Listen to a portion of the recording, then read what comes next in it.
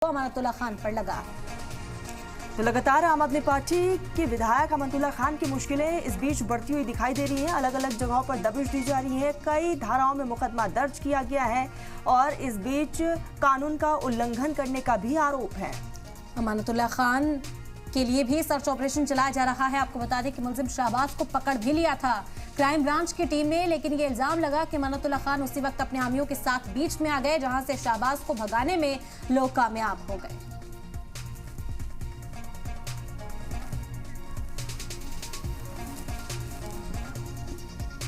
और इस वक्त सैयद मुबश्शिर हमारे नुमाइंदा जुड़ गए हमारे साथ मज़ीद जानकारी के लिए, उन्हीं का रुख कर लेते हैं। सैयद मुबश्शिर, क्या जानकारी इस वक्त मिल पा रही है? कहा जा रहा है कि क्या अमानतुल्लाह खान को भी यहां पर तलाशा जा रहा है? किस तरह की कार्रवाई दिल्ली पुलिस की ओर से?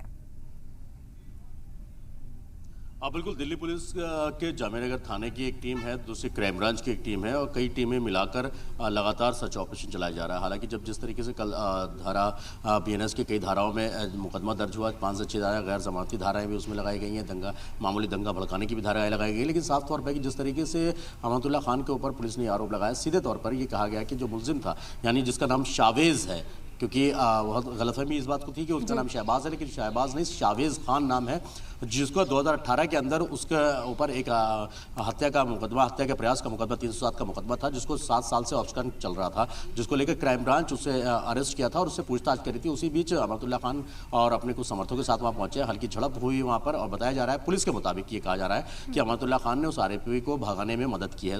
उसके बाद दिल्ली पुलिस की जो क्राइम ब्रांच की टीम है, उन्होंने अपना मेडिकल कराया और कई धाराओं में केस दर्ज किया। हालांकि आज भी कई जगह दबिश दी गई, पूछताछ जारी है और पुलिस का ये कहना है, जो डीसीपी साउथ ईस्ट है रवि, उनका साफ तौर पर कहना है कि हम दबिश दे रहे हैं, पूछताछ दे रहे हैं, वो हमें सहयोग नहीं कर रहे हैं, पूछताछ में सहयोग नहीं कर रहे हैं। यानी साफ है कि जब से चुनाव स्टार्ट हुआ, इन चुनाव के दौरान ही तकरीबन 3 FIR अमानतुल्लाह खान के खिलाफ दर्ज हो चुकी हैं। उससे पहले दर्जनों से ज़्यादा जो FIR है वो दर्ज चुकी है। यानी मुश्किलें अब कम होने का नाम नहीं।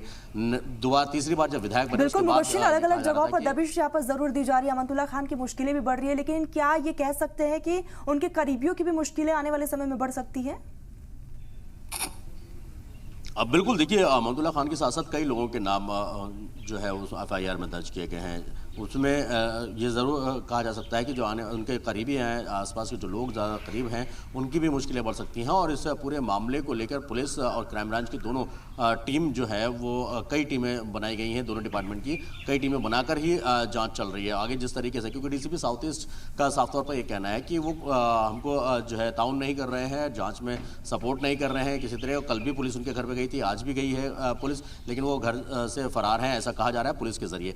लेकिन साफ तौर पर कल जिस तरीके का पूरा वाकया आया, उसमें एक बात तो साफ थी कि अमानतुल्लाह खान एक मौजूदा विधायक हैं, अभी 2 दिन पहले ही जीते हैं, तीसरी बार वो जीते हैं, और ऐसे में किसी मुजरिम के पक्ष में खड़ा होना कहीं ना कहीं अपने आप में कई सवाल खड़े हुआ था, और जिसमें मौका भी अपोजिशन चाहे बीजेपी को खुलकर खेलने का मौका दिया गया, आम आदमी पार्टी पर आरोप लगाने के लिए, अमानतुल्लाह खान को लगाने के, यहाँ तक कहा जा रहा है कि उनका ठिकाना तिहाड़ जेल है, तिहाड़ से बाहर ही नहीं निकलना चाहिए। और उनको पहले भी कहा जा रहा है कि उनको पहले भी BC बैड कैरेक्टर घोषित किया जा चुका है पुलिस की तरफ से, जिसको लेकर भी मामला कोर्ट में है। तो ये सब चीज़ें कहीं ना कहीं अमानतुल्लाह खान की मुश्किलें जो हैं वो लगातार बढ़ाती नजर आ रही हैं। बिल्कुल बिल्कुल मुबश्शिर, अब देखना होगा कि क्या कुछ कार्रवाई उनके खिलाफ की जाती है या फिर अमानतुल्लाह खान जब सामने आते हैं तो अपनी सफाई में क्या कुछ पेश करते हैं। बेहद शुक्रिया आपका तमाम जानकारी अब तक पहुंचाने के लिए।